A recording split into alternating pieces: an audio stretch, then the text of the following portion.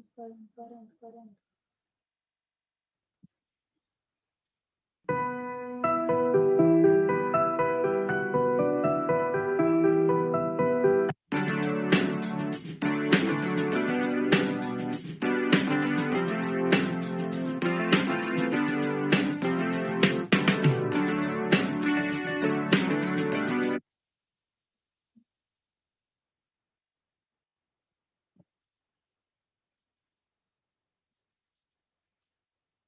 Good morning विद्यार्थी मित्रांनो. शाळा बंद परंतु शिक्षण मात्र सुरू या बृहन्मुंबई महानगरपालिकेच्या उपक्रमामध्ये आजच्या पाठामध्ये मी दिग्विजय चांगळे तसेच माझे सहकारी प्रकाश राऊत सर, चौधरी मॅडम आम्ही आपले स्वागत करतो. विद्यार्थी मित्रांनो, या अगोदरच्या तासाला आपण भूगोल विषयातील वस्ती हा जो पाठ आहे त्या पाठाबद्दल माहिती पाहिलेली होती. आज सुद्धा याच पाठातील उर्वरित भागाबद्दल आज आपण माहिती पाहणार आहोत.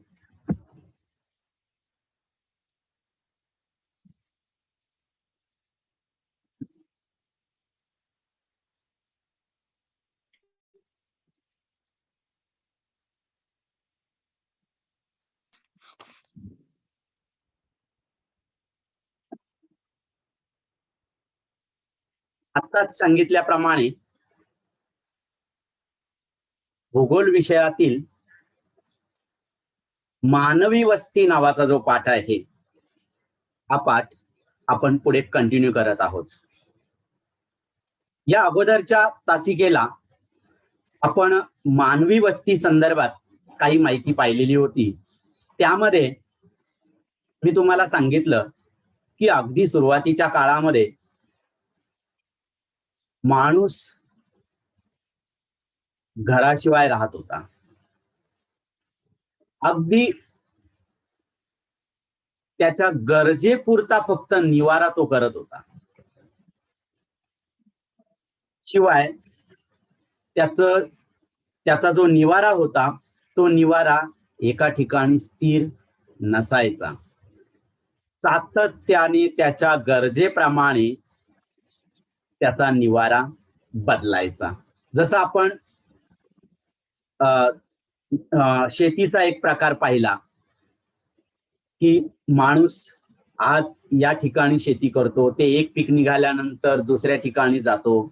ही भटकंती होती मानवाची. अशा पद्धतीने त्याच गरजेप्रमाणे जिथे त्याचं पोट भरू शकतं त्या ठिकाणी तो राहायचा. अगदी त्याला स्वतःचे कपडे घालण्या इतक्या सुद्धा गरजा आवश्यक वाटत नव्हत्या किंवा त्या पूर्ण होत नव्हत्या. तर घर कुठे मिळणार? फक्त निवारा म्हणून तो त्या घराकडे पाहत असायचा. असा एक इतिहास मानवी वस्तीचा आपण थोडक्यात पाहिलेला होता. आणि कालांतराने त्या वस्तीमध्ये मोठा बदल होत गेला. मुलांनो, मानवाची जी वस्ती आहे त्या वस्तीचे प्रकार कोणकोणते आहेत ते आपण पाहणार आहोत. आता मी सांगितल्याप्रमाणे मानवी वस्ती विकसित होत गेली. मानवी वस्ती विकसित होत गेली आणि म्हणून तर आपण वस्तीच्या प्रकारांपर्यंत येऊन पोहोचलो. वस्ती प्रकारामध्ये विखुरलेली वस्ती, त्यानंतर केंद्रित वस्ती आणि रेषाकृती वस्ती. मुलांनो, या तीन प्रकारांकडे पाहिल्यानंतर या शब्दांचा थोडासा अर्थ जरी लावण्याचा प्रयत्न केला तरी सुद्धा साधारण ही वस्ती कशी असेल याची कल्पना आपल्याला येते. हरकत नाही. यातील पहिला जो प्रकार आहे विखुरलेली वस्ती, या वस्तीबद्दल आपण थोडीशी माहिती जाणून घेऊया. विखुरलेली वस्ती, विखुरलेली म्हणजे इतरत्र पसरलेली, दूर दूर असलेली म्हणजे जवळ जवळ नसलेली. अशा पद्धतीने ही विखुरलेली वस्ती काय सांगते आपल्याला, विखुरलेल्या वस्तीची रचना कशी आहे पाहूया आपण. पहा, ही विखुरलेली जी वस्ती आहे, वस्तीच्या प्रकारातील पहिला प्रकार आपण पाहत आहोत, विखुरलेली वस्ती. ही जी विखुरलेली वस्ती आहे, ही साधारणतः उंच सखल प्रदेश तसेच घनदाट जंगल या ठिकाणी आढळते. याचा अर्थ डोंगराळ भागामध्ये ही वस्ती आढळते. उंच सखल भाग, डोंगर आणि त्याचबरोबर आजूबाजूला असलेलं जंगल, अशा प्रकारची भौगोलिक परिस्थिती ज्या ठिकाणी असते त्या ठिकाणी साधारणतः आपल्याला विखुरलेली वस्ती पाहायला मिळते.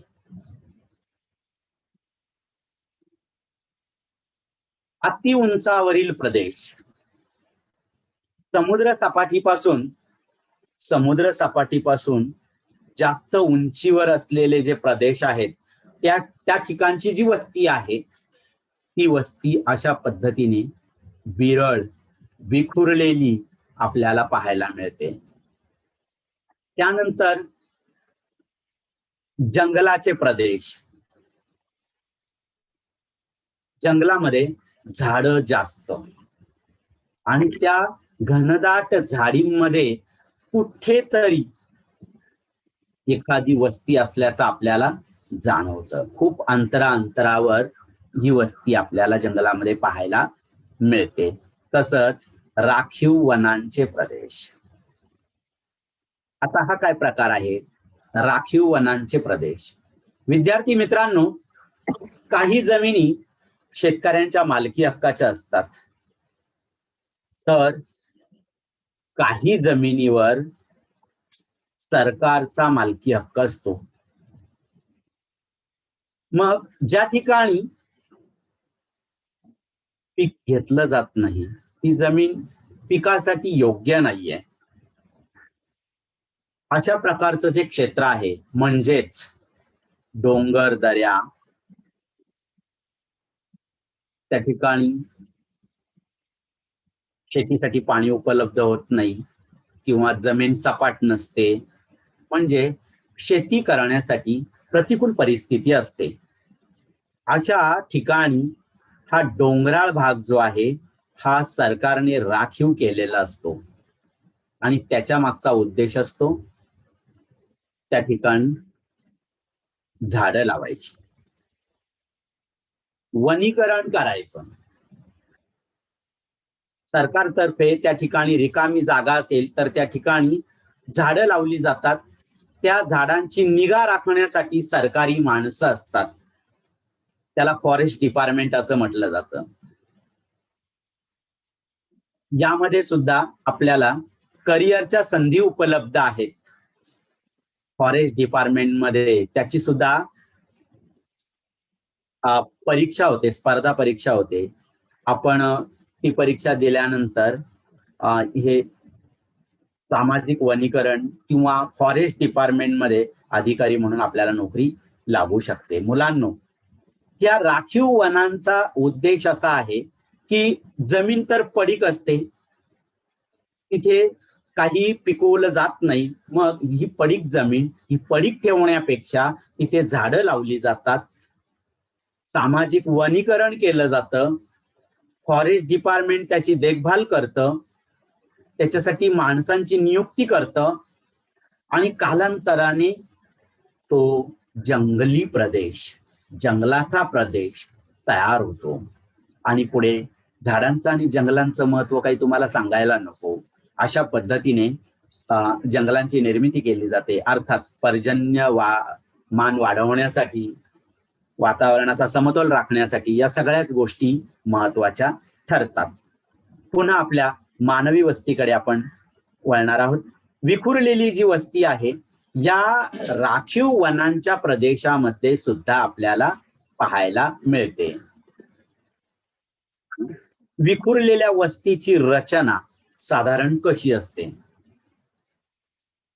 मुंबई सारख्या शहरामध्ये किंवा कोणतंही शहर असेल, शहरामध्ये नवीन ठिकाणी जेव्हा वस्ती निर्माण केली जाते तेव्हा त्याला एक आपण प्लॅन सिटी असं म्हणतो. अशा प्रकारची इथे प्लॅनिंग केलेली घरं नाहीत. इथे ज्या ठिकाणी आपल्या उपजीविकेचं साधन उपलब्ध आहे त्या ठिकाणी हे घर बांधलेलं आहे. शिवाय घर बांधण्यासाठी त्यातली त्यात प्रतिकूल परिस्थिती, थोडीशी सपाट जागा, पाणी साचणार नाही अशी जागा, पाण्याचा निचरा होईल अशी जागा, इतर काही भौगोलिक घटकांचा विचार करून घर बांधलं जातं. परंतु या ठिकाणी तुमच्या लक्षात येईल गजबजलेली घरं नाही, गजबजलेली वस्ती नाही, अतिशय विरळ अंतरावर दूर दूर अशी घरं आपल्या समोर दिसत आहेत. या विखुरलेल्या वस्तीत अशा प्रकारे दूर दूर घरं असतात. उंच सकल प्रदेशामध्ये बघा, मी सुरुवातीला शब्द वापरला की समुद्र सपाटीपासून उंचावर आपण जातो त्यावेळी डोंगर जेव्हा चढत जातो त्यावेळी चढण आणि उतार अशा प्रकारची रचना असते. मग या उतारावर घर कसं बांधायचं? ह्या उंच आणि सकल प्रदेशामध्ये घर कसं बांधायचं? तर डोंगरावर चढत जात असताना काही ठिकाणी डोंगराची माची असते. म्हणजे डोंगर चढत असताना साधारण थोडीशी सपाट जागा ज्या ठिकाणी असते त्या ठिकाणी थोडा माणसांसाठी वावर करण्यासाठी एरिया असतो. जे सपाट जागेला काय म्हणतात? माची म्हणतात. अशा प्रकारची उंच आणि सखल प्रदेशामध्ये डोंगराळ भागांमध्ये जागा शोधली जाते आणि त्या जागेमध्ये घर बांधलं जातं. मग ही जागा एकाच ठिकाणी मोठ्या प्रमाणात उपलब्ध होईल असं नाही. म्हणून डोंगर भागावर चढ उतारा वापरण्यासाठी आणि घरासाठी थोडीशी सपाट जागा उपलब्ध होते त्या ठिकाणी ही वस्ती तयार केली जाते. ही वस्ती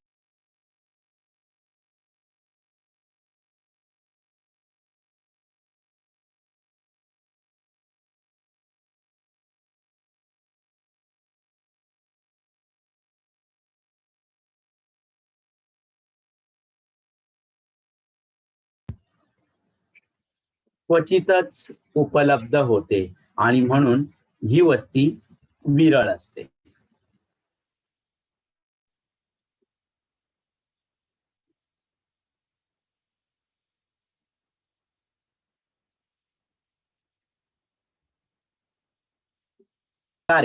डोंगराळ भागामध्ये उपलब्ध सपाट जागा अतिशय कमी असते किंवा उपलब्धतेनुसार अशा प्रकारची वस्ती तयार केली जाते आणि म्हणून ही वस्ती अर्थातच या भौगोलिक परिस्थितीमुळे विरळ असते. म्हणूनच याला आपण विखुरलेली वस्ती असं म्हटलेलं आहे.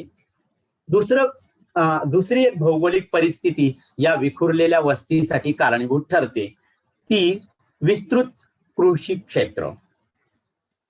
याचं एक साधं उदाहरण देतो मी. एखाद्या शेतकऱ्याकडे मोठ्या प्रमाणात शेती असेल म्हणून काय तो तेवढ्या मोठ्या प्रमाणात घरं बांधत नाही. मोठ्या प्रमाणामध्ये कृषी क्षेत्र असेल तरी सुद्धा त्या शेताच्या कडेला कुठेतरी एखादं घर तुम्हाला पाहायला मिळेल आणि ही परिस्थिती आजही खेड्यामध्ये तुम्हाला पाहायला मिळेल.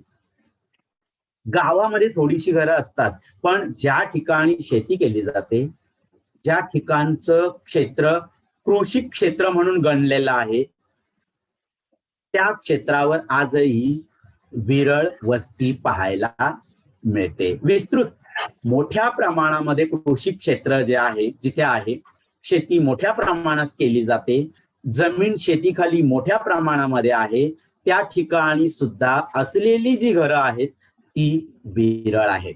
आणि म्हणून या ठिकाणी सुद्धा विखुरलेली वस्ती आपल्याला पाहायला मिळते. वाळवंटामध्ये खर तर वाळवंटाचा प्रकार, वाळवंटातील घरांचा प्रकार हा पुढे येणार आहे. पण तरी सुद्धा या ठिकाणी जरी तुम्हाला घरं एकत्र दिसत असतील तरी सुद्धा ती खूप मोठी वस्ती नाही. आणि म्हणून याचा समावेश विरळ वस्तीमध्ये, विखुरलेल्या वस्तीमध्ये केलेला आहे. आणखी गवताळ प्रदेश बघा. अर्थात ही जी भौगोलिक परिस्थिती आहे ही साधारण एकसारखी आहे. म्हणजे जंगली प्रदेश किंवा गवताळ प्रदेश, साधारण ही परिस्थिती एकसारखी आहे. गवताळ प्रदेशामध्ये सुद्धा घरं ही जवळजवळ नसतात, विखुरलेल्या स्वरूपामध्ये असतात. कारण जंगली परिस्थितीच त्या ठिकाणी निर्माण झालेली असते. मी मगाशी सांगितलेलीच कारण याच्यासाठी लागू होतात. लोकांचा उदरनिर्वाह करण्यासाठी जास्तीत जास्त तिथे अनुकूल परिस्थिती असेल त्या ठिकाणी या लोकांची वस्ती निर्माण केलेली असते.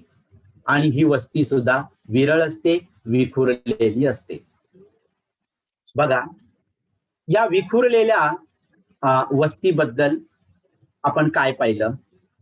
या विखुरलेल्या वस्तीतील 2 घरांमधील अंतर खूप असते. ही घरं एकमेकांपासून दूर अंतरावर असतात. तसेच घरांची संख्या कमी, म्हणजेच तेथील लोकसंख्याही खूप कमी असते. अर्थात घरं कमी म्हणजेच लोकसंख्या सुद्धा कमी. आणि म्हणून ही थोडी घरांची जी संख्या आहे त्या घरांच्या संख्येलाच, त्या वस्तीला वाडी किंवा पाडा असं म्हटलं जातं. आजही वाडी आणि पाडा या नावाने अनेक वस्त्या प्रसिद्ध आहेत किंवा अस्तित्वात आहेत.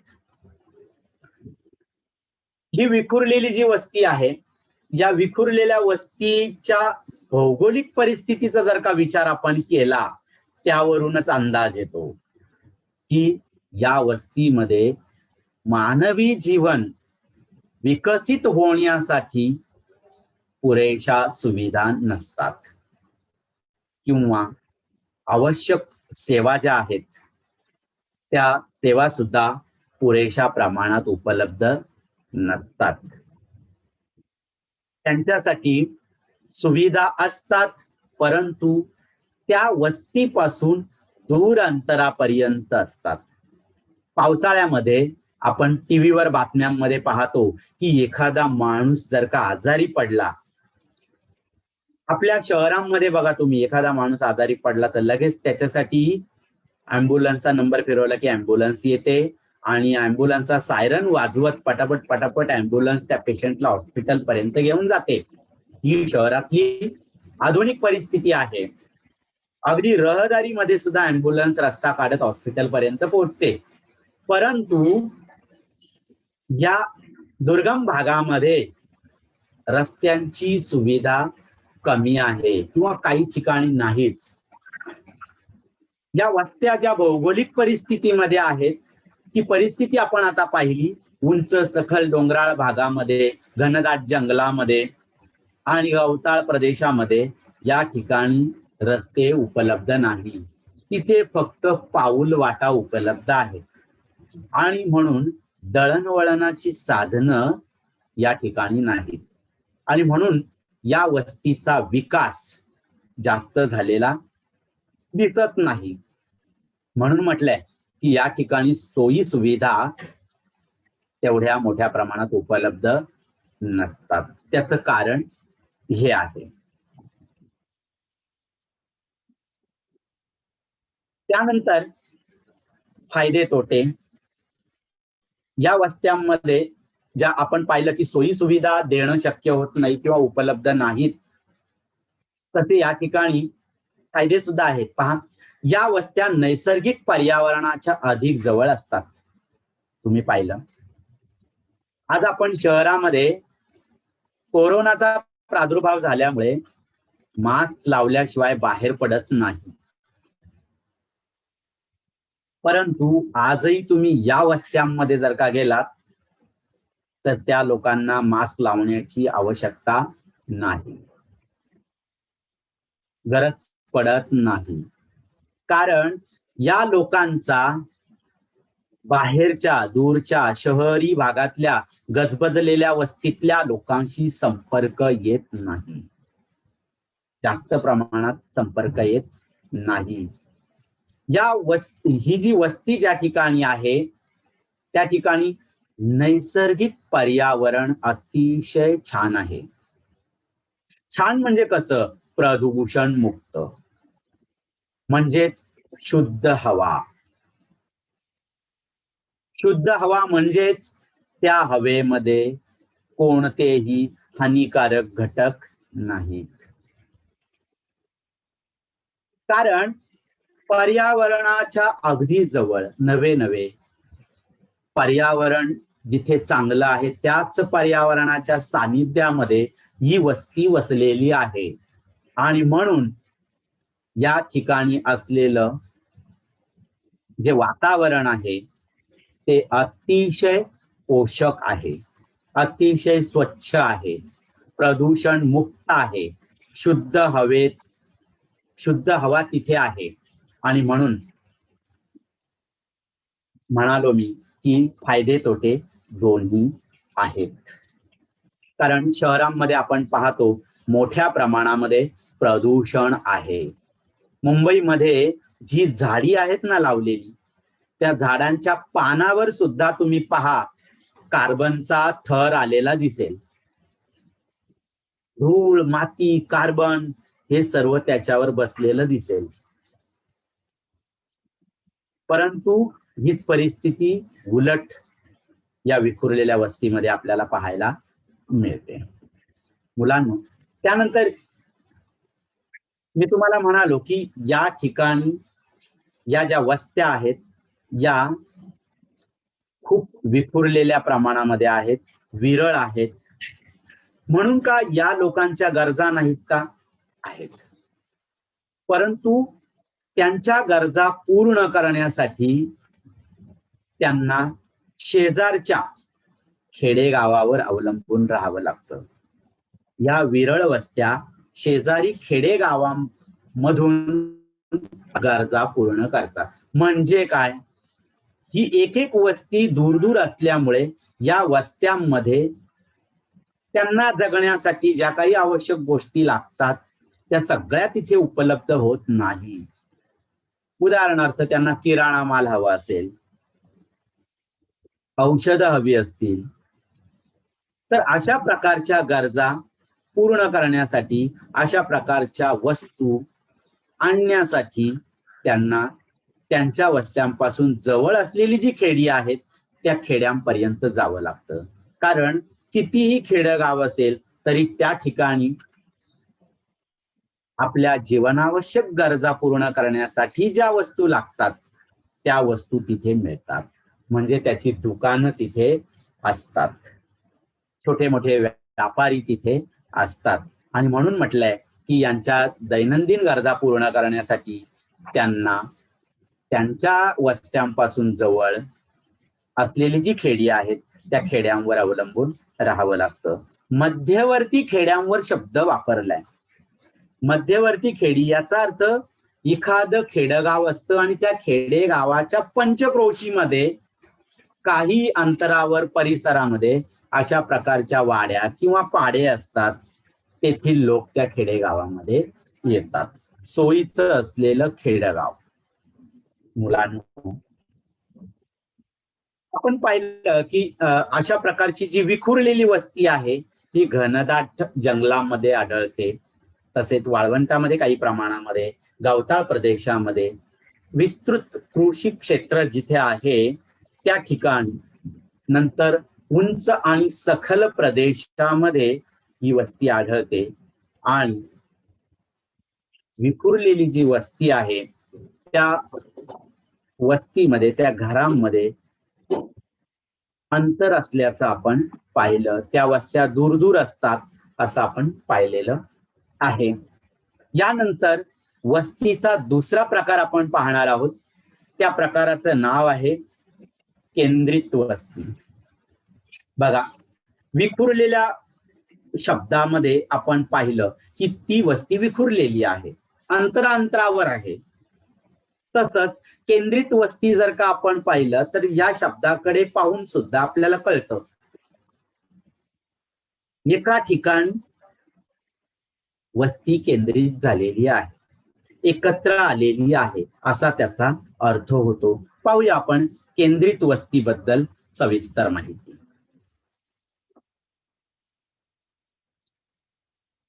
केंद्रित वस्ती ज्या पद्धतीने विखुरलेली वस्ती निर्माण होण्यासाठी भौगोलिक परिस्थिती कारणीभूत आहे, तशी केंद्रित वस्ती निर्माण होण्यासाठी सुद्धा भौगोलिक परिस्थिती कारणीभूत आहेच. पण त्याचबरोबर झालेला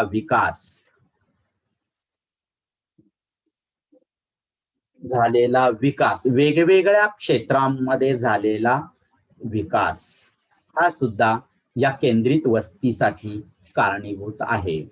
छोट्या छोट्या गोष्टी नंतर कालांतराने काय होतात, विकसित होतात. आणि जसं आपण पाहिलं की सुरुवातीला एक घर होतं, नंतर काही घरं झाली, नंतर खेडी झाली, नंतर छोटी शहरं झाली, मोठी शहरं झाली, म्हणजे नगराची महानगरं झाली. हा भाग आपण पाहिला. अशा पद्धतीने या गोष्टी केंद्रित वस्तीला सुद्धा कारणीभूत ठरतात. त्यामध्ये सपाट व सुपीक जमीन. बघा, आता तुमच्या लक्षात येईल की सपाट आणि सुपीक जमीन हे कारण तर आपण कशासाठी दिलं, विखुरलेल्या वस्तीसाठी दिलं. मग पुन्हा केंद्रित वस्तीसाठी कसं बरं? त्याचं कारण असं, सपाट आणि सुपीक जमीन ज्या ठिकाणी मोठ्या प्रमाणामध्ये आहे त्या ठिकाणी मोठ्या प्रमाणात पीक घेतलं जातं. आणि अशा प्रकारच्या सुपीक जमिनीपासून किंवा विकसित शेतीपासून जवळच त्यांची बाजारपेठ असते. याचा अर्थ बघा, जवळच बाजारपेठ असते आणि त्या बाजारपेठेमध्ये मात्र वस्ती विरळ नसते, विखुरलेली नसते. तिथे वस्ती मोठ्या प्रमाणात असते. मोठ्या प्रमाणात म्हणजे कशी, कमी जागेमध्ये जास्त घरं. आणि म्हणून ती निर्माण होण्यासाठी सुद्धा सपाट आणि सुपीक जमीन अद्यावत शेती कारणीभूत ठरलेली आहे. त्यानंतर वाहतुकीचं केंद्र, दळणवळणाची सोय. वाहतुकीचं केंद्र एका ठिकाणावरून दुसऱ्या ठिकाणी माल वाहतूक करण्यासाठी साधनं उपलब्ध असतात. ही साधनं काय करतात, एका गावाला दुसऱ्या गावाशी जोडतात. एका गावाला दुसऱ्या गावाशी जोडतात. जर का या ठिकाणाहून आपल्याला दुसऱ्या ठिकाणी जाण्यासाठी दळणवळणाचं साधन उपलब्ध आहे तर लोक इथे राहणं पसंत करतात. याचं सुंदर उदाहरण मुंबईची रेल्वे. सुरुवातीला बघा, रेल्वे मार्ग विकसित झाले आहेत. जिथपर्यंत रेल्वे जाते तिथपर्यंत लोकांची वस्ती मोठ्या प्रमाणामध्ये असते. तिथून पुढे वस्ती थोडी विरळ होत जाते. पण लोकांना जर का कळलं की रेल्वे आणखी पुढे 4 किलोमीटरवर किंवा 10 किलोमीटरवर येणार आहे तर लोक तिथे घरं बांधायला सुरुवात करतात. का तर रेल्वे येणार आहे.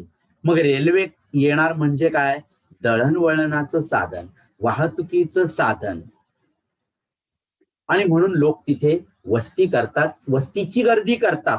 म्हणजे तिथे केंद्रित वस्ती निर्माण झाली. कोणत्या कारणामुळे? रेल्वे. अशा पद्धतीने सगळ्याच भूभागावर रेल्वेचं जाळं पसरवणं शक्य नाही. मग काही ठिकाणी रेल्वे जात नाही, तिथे चांगले रस्ते बनवलेले आहेत. मग बऱ्याचदा रस्त्याच्या कडेला सुद्धा चौफुली असेल, म्हणजे 4 रस्ते तिथे एकत्र येत आहेत. मग तिथे लोक काय करतात? वस्ती करून राहतात.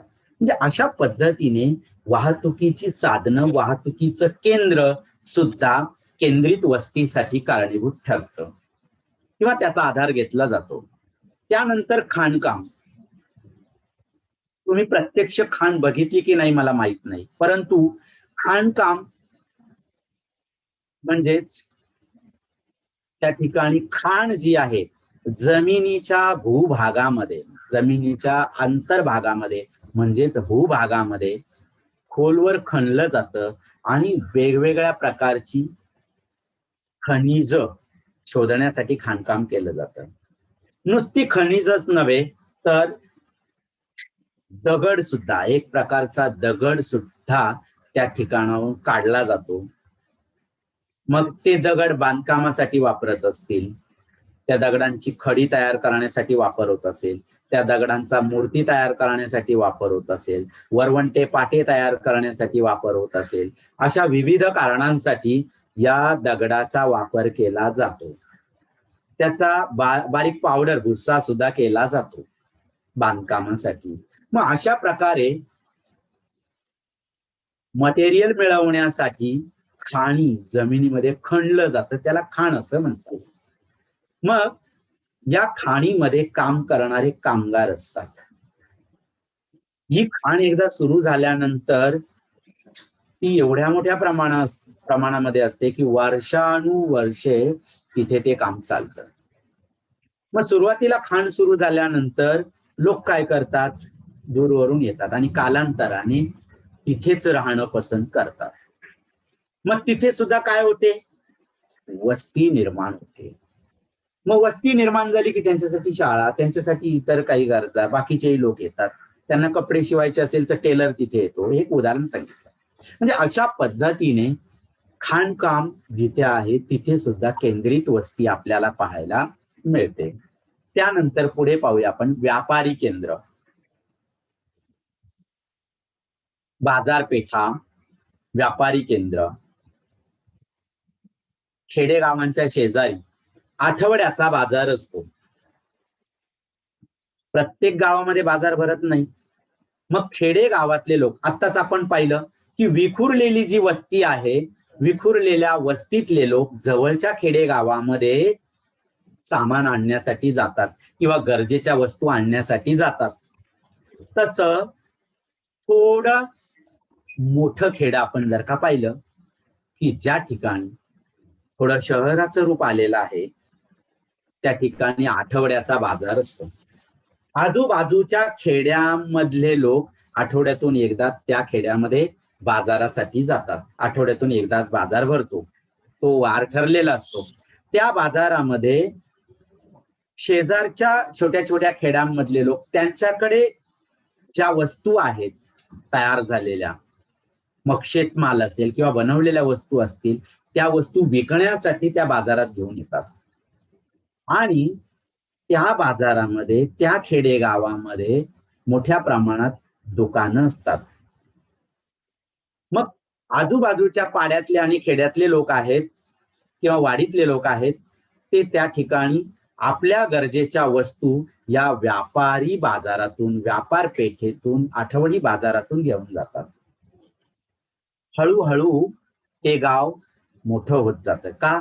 जास्त लोकांची ये जा, जास्त लोकांची खरेदी विक्री, त्यामुळे दुकानांची संख्या वाढते, व्यापाराची संख्या वाढते, व्यापाऱ्यांची संख्या वाढते आणि अर्थात एक व्यापारी केंद्र तयार होतं. आणि हळूहळू लोक तिथे मग वस्ती वाढवायला सुरुवात करतात. अशा पद्धतीने व्यापारी केंद्र हे सुद्धा केंद्रित वस्तीसाठी कारणीभूत आहे. किंवा व्यापारी केंद्रामुळे सुद्धा केंद्रित वस्ती तयार होते, असा त्याचा अर्थ. मुलांनो, सपाट आणि सुपीक जमीन, वाहतुकीचं केंद्र, तशाच पद्धतीने थोडस विकसित खेड असेल तर त्या ठिकाणी आरोग्य सेवा, त्यामुळे सुद्धा लोकांची ये जा वाढते. यामुळे केंद्रित वस्ती वाढल्याचे आपल्याला दिसते. आणखी कोणत्या प्रकारची भौगोलिक परिस्थिती आहे ते आपण पाहूया. पहा, ओढा, नाला, नदी, हे शब्द ऐकले की आपल्याला पाण्याची आठवण होते. ओढा म्हटलं की पाणी, नाला म्हटलं की पाणी, नदी म्हटलं की पाणी. गावच्या ठिकाणी खेडेगावामध्ये तुम्ही जर का पाहिलं तर काही ठिकाणी म्हणजे अशा हे ओढे आणि नाले 12ही महिने त्यांना पाणी असतं, असे ओढे सुद्धा आहेत. किंवा वर्षातले 5-6 महिने पाणी असणारे ओढे आहेत. म्हणजे पाण्याची गरज ओढा, नाला, नदी यापासून मानवाची पाण्याची गरज पूर्ण होते. आणि पाणी हा एक मोठा भाग आहे आपल्या जीवनातला. वस्ती करायची, राहायचं म्हणजे पाणी प्रथम हवं. वीज एक वेळ नसेल तरी चालते, परंतु थोडस मागे जर का आपण गेलो तर खेड्यांमध्ये एकेकाळी वीज नव्हतीच. खेड्यांमध्ये एकेकाळी वीज ही नव्हतीच, परंतु पाणी होतं. मग त्यावेळेला जर का आपण पाहिलं तर ओढ्यामधून पाणी जात आहे ना, मग त्या ओढ्याच्या कडेला वस्ती करून लोक राहायचे. आणि त्यामुळे पाणी ही गरज पूर्ण व्हायची. मग जनावरांसाठी पाणी, पिण्यासाठी पाणी, रोजच्या वापरासाठी पाणी. आणि म्हणून ओढ्याच्या कडेला वस्ती तयार झालेली पाहायला मिळते. वाड्या किंवा पाडे ओढ्याच्या कडेला असलेले दिसतात. नंतर नदीच्या कडेला नाले, ज्याप्रमाणे ओढे आहेत त्याचप्रमाणे नाल्याच्या कडेला सुद्धा वस्त्या पाहायला मिळतात किंवा तयार झालेल्या आहेत. पाण्याची गरज पूर्ण होते म्हणून. नंतर या दोघांपेक्षाही नदी तुम्हाला जास्त परिचित असेल. तुम्ही अनेक गावं पाहिली असतील, त्याचं जरा थोडस सर्वेक्षण जर का तुम्ही केलं ना तर अनेक गावं ही नदीच्या किनाऱ्यावर आहेत. अनेक गावच नव्हे तर मोठी मोठी शहरं ही नदीच्या किनाऱ्यावर आहेत. एक ना अनेक त्याची उदाहरणं आपल्याला सांगता येतील. मुलांनो, नदी म्हटलं, नदीच्या मध्ये पूल बांधला जातो. नदीच्या या किनाऱ्यावरून त्या किनाऱ्याकडे जाण्यासाठी पूर्वी बोटी, होड्या असायच्या, आता पूल बांधलेले आहेत. आणि त्या पुलामुळे काय झालं, नदीच्या पलीकडची गावं आणि नदीच्या अलीकडची गावं जोडली गेली. थोडक्यात नदीच्या पलीकडच्या त्या पुलामुळे काय झालं, नदीच्या पलीकडे सुद्धा गाव आणि या बाजूला सुद्धा गाव. गावच नव्हे तर शहर. महाराष्ट्रातलं आपल्या नाशिक हे जे शहर आहे, नाशिक मधून गोदावरी नदी जाते. पंचवटी हे ठिकाण सर्वांना परिचित असेल. एवढं मोठं गजबजलेलं शहर आहे, त्या शहरामध्ये ती नदी कुठेही आपल्याला दिसत नाही किंवा त्याची कल्पनाही आपल्याला करवत नाही की एवढ्या शहरात अशी नदी असेल. परंतु पंचवटीला गेल्यानंतर तुम्हाला दिसेल की एवढ्या मोठ्या पात्र एवढं मोठं पात्र असलेली नदी त्या ठिकाणी आहे. म्हणजे या एकेकाळी तिथे वस्तीची सुरुवात झाली असेल. अशाच पद्धतीने पाडा असेल, वाडी असेल, हळूहळू नंतर खेडं झालं, नंतर छोटं शहर झालं, नगराचं महानगर झालं. एक उदाहरण तुम्हाला सांगितलं, काशी विश्वेश्वर या ठिकाणी उत्तर प्रदेशामध्ये तुम्ही पाहिलं मोठं तीर्थक्षेत्र आहे. ते सुद्धा नदीच्या किनाऱ्यावरच आहे. अशी अनेक उदाहरणं तुम्हाला देता येतील की नदीच्या किनारी छोटी छोटी गावं, मोठी गावं, शहरं वसलेली आहेत. या सर्वांना आपण काय म्हणणार आहोत? केंद्रित वस्ती. वेगवेगळ्या उद्देशाने ही वस्ती केंद्रित झाली आहे. वेगवेगळ्या भौगोलिक घटकांमुळे, उपलब्ध भौगोलिक घटकांमुळे ही वस्ती केंद्रित झालेली आहे आणि म्हणून याला काय म्हणायचंय?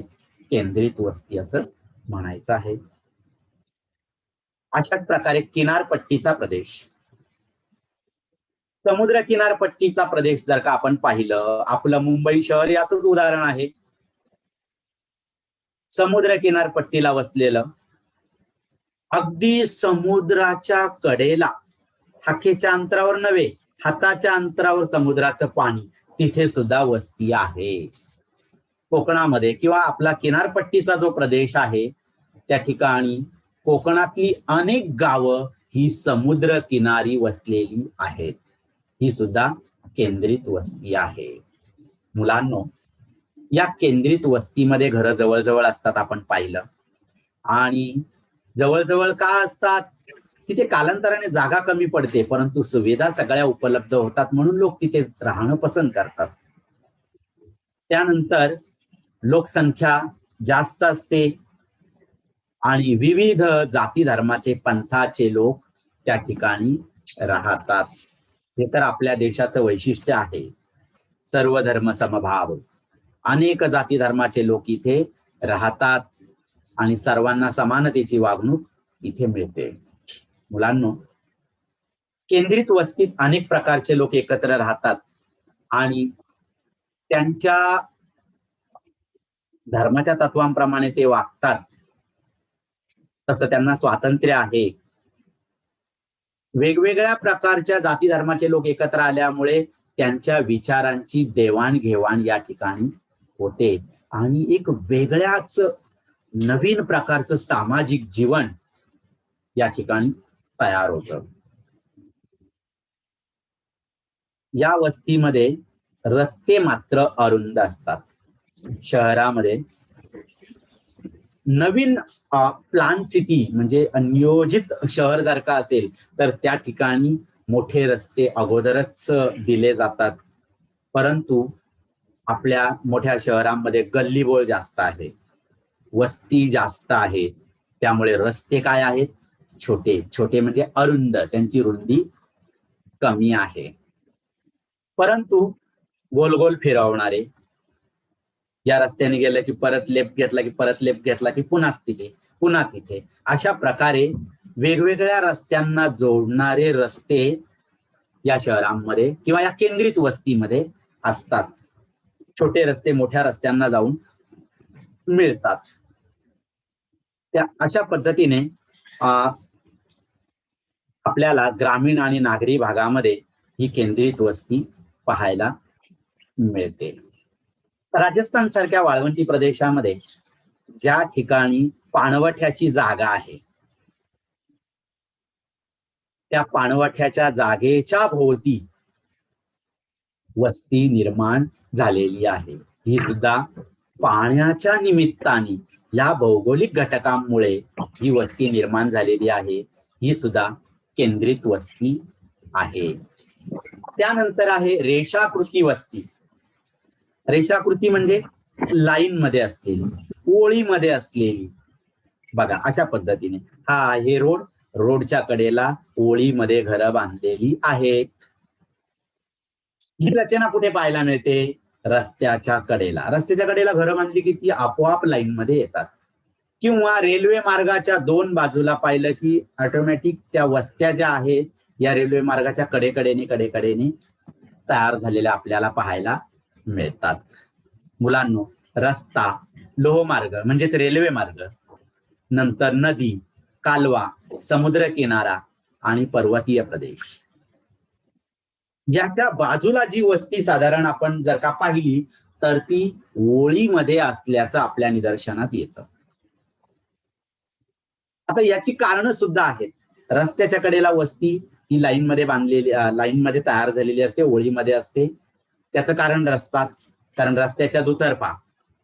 नंतर लोहमार्गाचं तसंच उदाहरण, नदीचंही तसंच उदाहरण आहे, कालव्याचंही तसंच आहे, समुद्रकिनारा आपण पाहिला. आता पर्वतीय प्रदेश हा जो आहे, इथे बऱ्याचदा काय असतं माहितीये, सपाट जमीन जी आहे ना, ती एका विशिष्ट दिशेमध्ये आहे.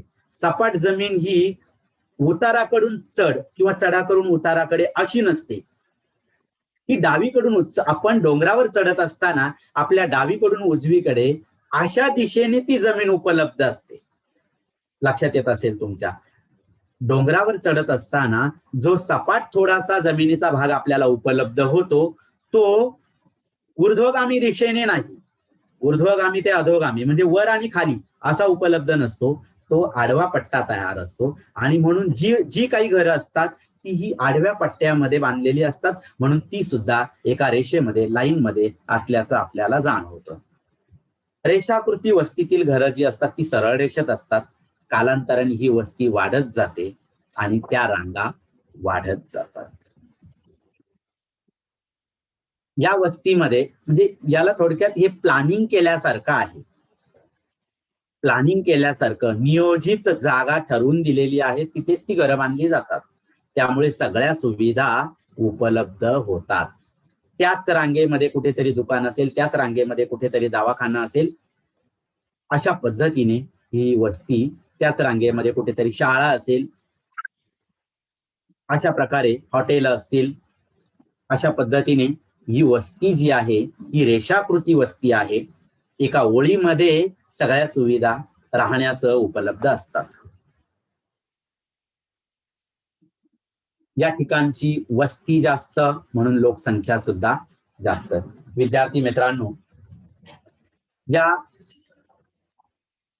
वस्तीमध्ये, रेषाकृती वस्तीमध्ये धार्मिक स्थळं असतात, ऐतिहासिक ठिकाणही असतात, व्यापारी केंद्रही असतात, शैक्षणिक स्थळं असतात आणि त्याचबरोबर पर्यटनासाठी ठिकाणं सुद्धा असतात.